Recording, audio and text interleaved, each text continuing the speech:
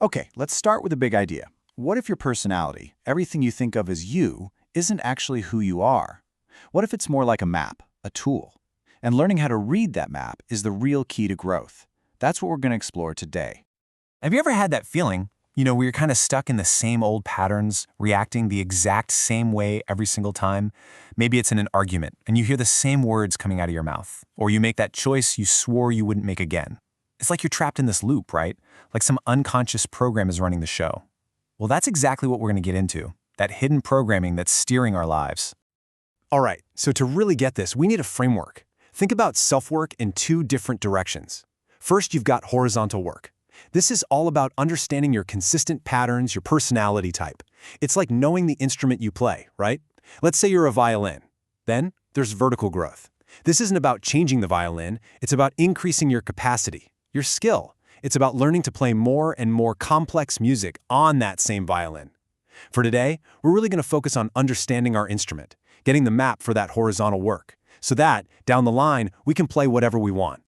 So our first map, our first major tool, is going to be the Enneagram. And look, I want to be really clear here. This is not about those 5-question online quizzes you see everywhere. We're going to treat the Enneagram as something much deeper, the actual blueprint for your core operating system. It's the fundamental logic that's driving you, often without you even realizing it. The absolute key concept here is something called fixation. Now, this isn't just a personality trait, like saying you're introverted or outgoing. No, a fixation is way deeper. It's a core defense strategy that we all formed back when we were kids, just trying to figure out how to navigate the world. It became our default pattern, our go-to move for where we put our attention and our energy. And here's the kicker. It runs our lives completely on autopilot until we learn to see it. And the Enneagram, it just brilliantly maps out 9 of these distinct fixations. So let's take a look at these 9 strategies, or, types. The real key to getting this is to understand that each one isn't just a random collection of behaviors. No, each one is a dynamic strategy. It's a whole system that is laser-focused on doing 2 things, avoiding a very specific core fear and chasing a very specific core desire. That's the secret sauce. It's not about what you do. It's all about the why behind it. Okay, this right here is the engine room. Just look at the direct line between the core fear and the core desire. Take the Type 8, the challenger. Their core fear is being controlled, so their entire life strategy, their core desire, is built around protecting themselves. Or look at the Type 5, the investigator. Their deepest fear is being incompetent or useless. So what do? Their core desire is to become capable, which often means gathering tons and tons of knowledge. Do you see it? Just one fear and one desire create an entire world of behavior. Just take a second, scan through these. Does one of these dynamics kind of ping for you? Because noticing that is the very first step to reading your own map. All right, now let's add another really powerful layer to our map. So if the Enneagram is like our core operating system, think of internal family systems, or IFS, as the model that shows us we're not just running one program. Oh no, we are running a whole suite of different apps, all at the same time. IFS is what introduces us to our inner committee, the parts of ourselves. And this is a really crucial point, so lean in for this one. Having multiple inner voices, these different parts, is completely normal. In fact, it's healthy. You're not crazy, you are not broken.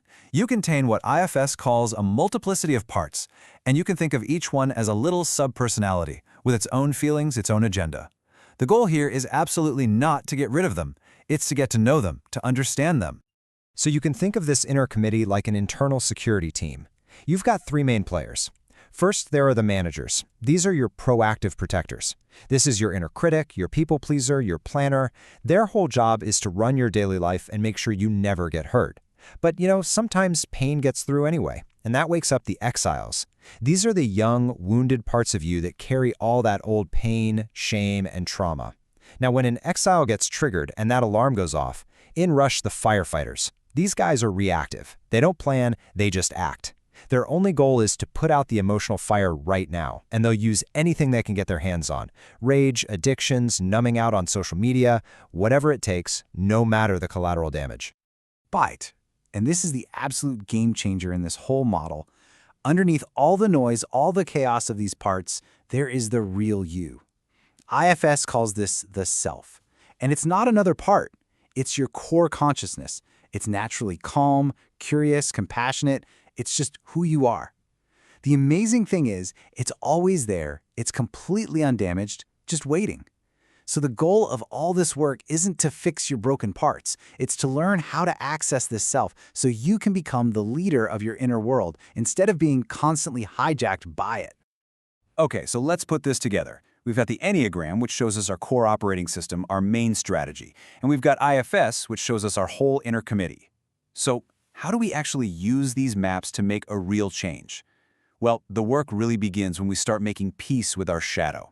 And those firefighter parts, those exile parts we just talked about, a lot of the time that's our shadow, all the pieces of ourselves that we've pushed away, rejected, or disowned. And here is a super powerful, really practical way to do that. It's called the 3-2-1 shadow process. It's simple. Step 1, face it. Pick a quality in someone else that just drives you nuts, or maybe that you secretly admire. Describe it in the third person, like you're just observing. He is so arrogant. Step 2, talk to it. Now, you turn and talk to that quality in the second person. You are arrogance. What are you here to tell me? And then step 3, and this is the magic step, be it. You actually try to embody that quality. You speak from its perspective, in the first person. I am arrogant, and I'm here too. When you can actually own that energy inside yourself, it stops having power over you. You integrate it. You see, all of this work, understanding your Enneagram type, getting to know your inner parts, doing the shadow integration, it's all pointing to one single profound outcome. And it's not about fixing yourself or becoming a better person. It is about fundamentally shifting your entire relationship with yourself. It's about going from being a passenger in your own life to finally grabbing the controls and becoming the pilot.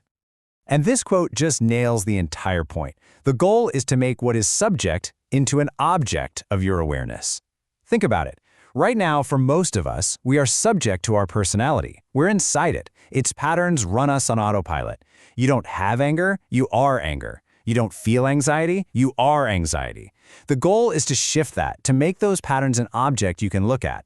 So you can step back and say, oh, look at that. There's my Enneagram 9 strategy trying to keep the peace. Or, there's my inner critic part again, trying to keep me safe. The moment you can see it instead of be it, that's freedom. So that's where we land. Your personality isn't you. It's not your identity. It's a tool, a survival strategy you built a long time ago. But for most of us, for most of our lives, that tool has been using us. So the question I want to leave you with is this. Now that you have the beginnings of a map, are you ready to finally pick up that tool and start using it consciously?